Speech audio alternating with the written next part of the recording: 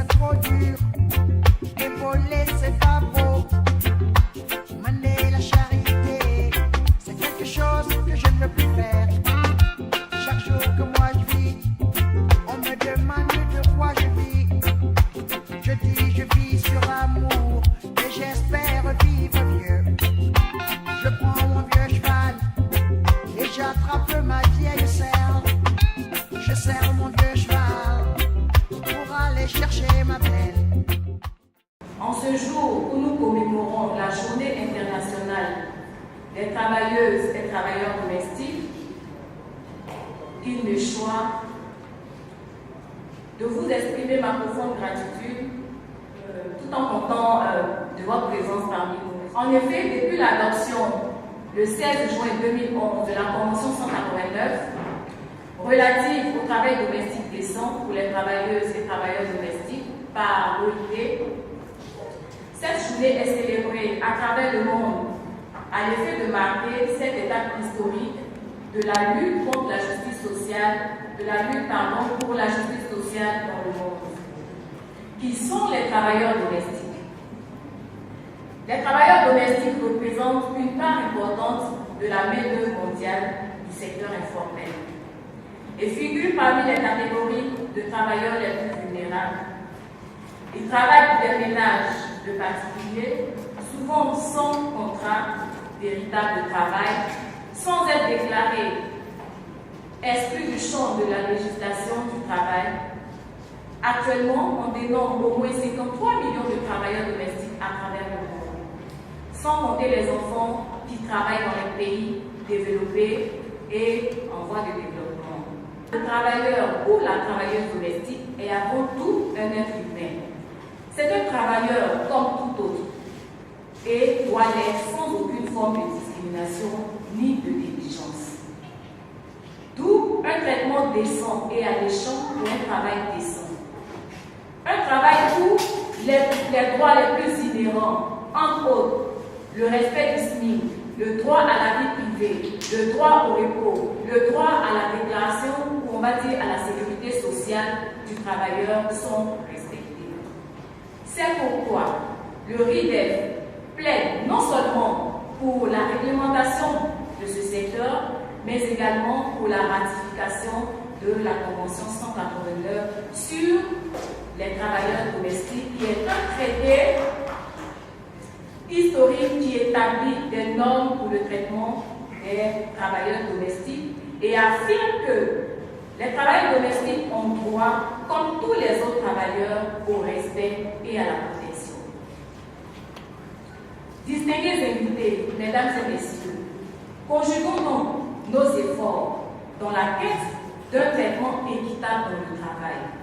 Conjuguons donc nos efforts dans la quête de la justice sociale dans notre pays, en Afrique et dans la sous-région et en Afrique.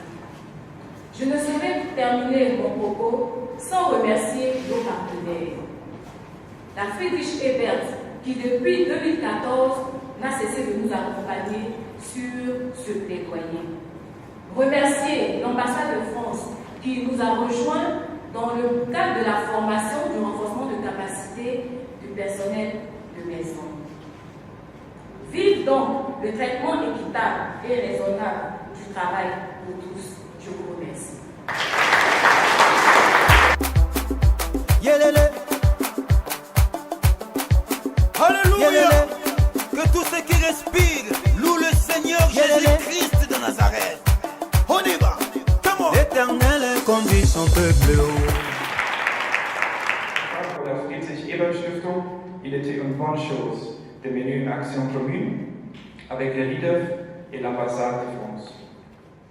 Je vous remercie de votre confiance et de votre engagement pour les droits des travailleurs domestiques, de travailleuses et travailleurs domestiques.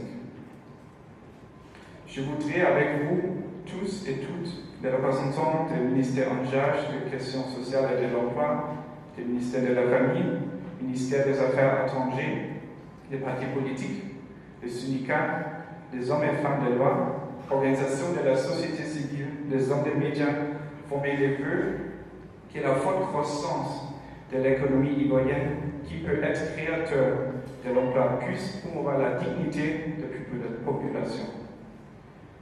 L'émergence et les taux de croissance à double chiffre doivent être au même niveau de croissance pour le travail domestique décent en Côte d'Ivoire, où chacun pourra se soigner, aller à l'école, vivre sous son propre toit et faire des projets pour un bien-être social.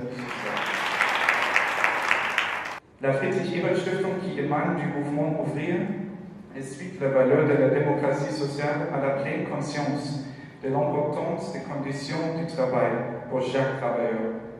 Avec son réseau mondial et du bureau dans plus de 120 pays, nous travaillons chaque jour ensemble avec nos partenaires étatiques, de la société civile, des partis politiques et des organisations syndicales afin de promouvoir le développement des pays, la démocratie et la dignité des populations autour du monde. Je voudrais encore une fois remercier les LIDEF pour son engagement continuel et pour le soutien d'un tel travail et la confiance exprimée vers un de nos partenaires clés en Côte d'Ivoire. Je souhaite plein succès sur la route des droits de tous les travailleurs et travailleuses domestiques et c'est un grand plaisir de vous accompagner. Je vous remercie. Aujourd'hui, nous marquons un temps pour commémorer la ratification ou la prise en compte par l'OIT de la situation des travailleurs domestiques à travers le monde.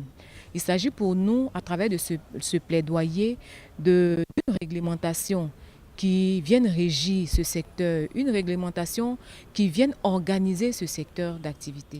La Convention promeut une sécurité sociale pour les travailleurs domestiques.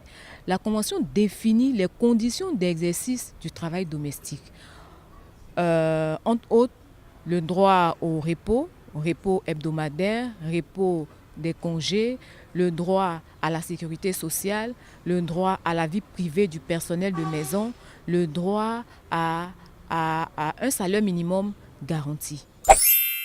La Convention 189 a établi un certain nombre de conditions de travail et pour la protection des travailleurs domestiques. Cette convention vient s'ajouter aux autres normes internationales du travail déjà existantes et qui n'excluaient pas leur application à ces travailleurs, mais elle vient ajouter justement à ces antérieures conventions pour prendre en compte les spécificités de la relation de travail domestique, laquelle, comme vous savez, est réalisée dans un lieu de travail qui n'est pas le lieu de travail typique. Donc elle est réalisée dans un domicile privé, ce qui pose des questions de protection particulières. Et donc cette convention vient justement s'ajouter aux autres normes pour répondre à ces besoins particuliers. Des associations de ménages se sont constituées pour essayer de s'assurer qu'elles peuvent travailler ensemble pour améliorer la situation des travailleurs employés par ces ménages et notamment pour appuyer certaines initiatives d'États membres, des gouvernements, d'établir des contrats modèles pour les travailleurs domestiques. Je pense que le fait que la Côte d'Ivoire n'est pas ratifiée n'est pas un indicatif de qu'il n'y ait pas un intérêt des autorités, et des employeurs et des travailleurs d'adopter des mesures de sensibilisation sur le sujet. Et le fait qu'il y ait une activité qui discute, qui va débattre le sujet aujourd'hui, où nous sommes invités à présenter cette convention, nous montre qu'il y a un intérêt national à en connaître plus et à savoir quelles sont les mesures préconisées par cette convention et les pratiques internationales pour sa mise en œuvre. Donc je ne vois pas, il ne me semble pas que le fait qu'un pays ne ratifie pas une convention ne signifie pas qu'il ne puisse pas adopter progressivement des mesures et de la législation pour mettre sa législation et pratique nationale en conformité avec le texte international.